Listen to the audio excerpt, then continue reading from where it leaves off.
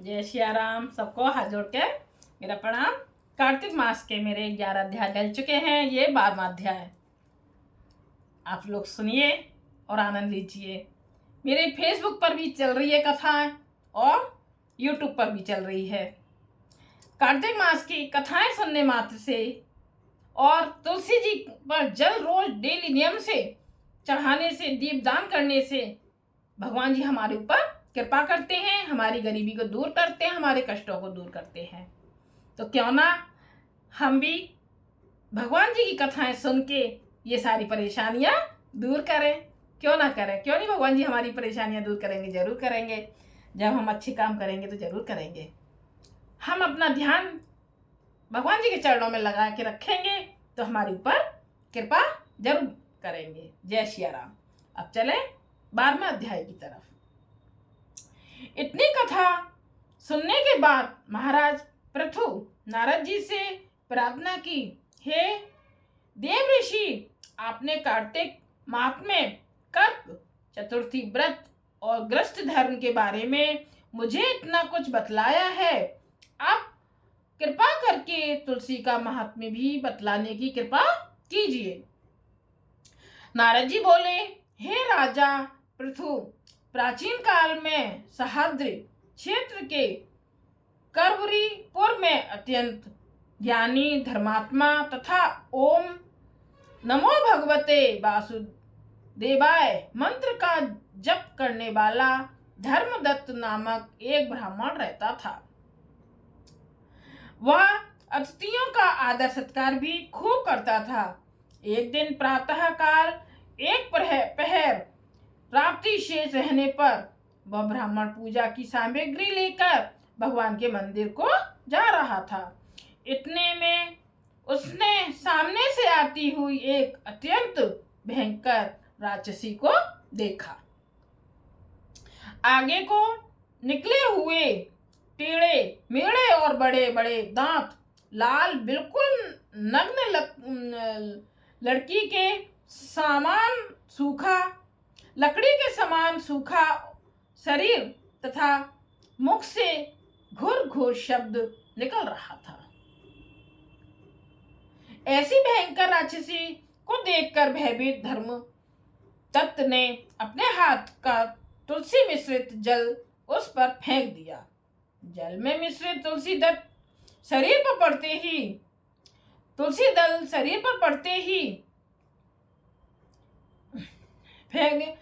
ही उस राक्षसी के समस्त पाप दूर हो गए और वह हाथ जोड़कर धर्मदत्त के पैरों पर गिर पड़ी।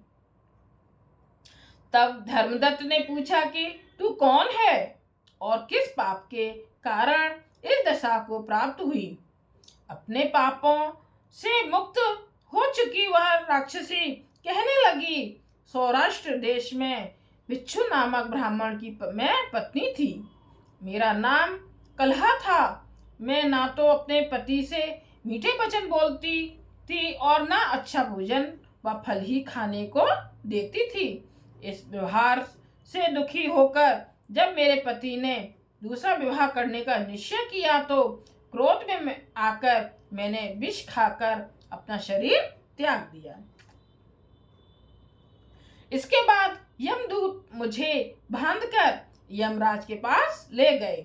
वहां चित्रगुप्त जी ने मेरे अच्छे बुरे कामों का लेखा जोखा बताते हुए यमराज से कहा, हे महाराज, इसने अपने जीवन में कभी कोई शोक कार्य नहीं किया, सदैव अपने पति से द्वेष करती रही है। यह सुनकर यमराज ने आज्ञा दी, क्योंकि जिस बर्तन में यह पकाती थी उसी में खाती थी, इसीलिए इसको पहले अपनी संतान को खाने वाली बिल्ली की योनि में भेजा जाए। तभी कहते हैं ना, सभी महाराज जी वगैरह कथाओं में बताते हैं कि जिस बर्तन में खाना बनता है कभी भी उन बर्तनों में खाना खाना नहीं चाहिए।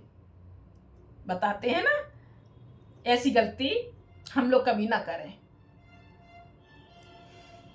बिल्ली योनि में भेजा जाए। उसके बाद पति से द्वेष करने के कारण इसको विष्ठा खाने वाली सूकरी की योनि प्राप्त हो। तदंतर क्योंकि इसने आत्महत्या की है, इसलिए यह प्रेत योनि में जाए। कभी भी कोई भी कितनी भी बड़ी परेशानी आ जाए, बस उस समय कुछ ना कह के बस भगवान का नाम लेते रहो। बस वक्त में गुस्सा आता है, कोई बात नहीं, ठीक है, आता है, पहले कि भगवान का नाम जाप करो और शांत रहो। सारे कष्ट थोड़ी देर में गुस्सा शांत हो जाता है। कभी ऐसे बड़ा कदम नहीं उठाना चाहिए, इस बात का सब लोग ध्यान रखें। कभी कितनी भी बड़ी परेशानी आ जाए, पर ये बुरे कदम नहीं उठाने चाहिए।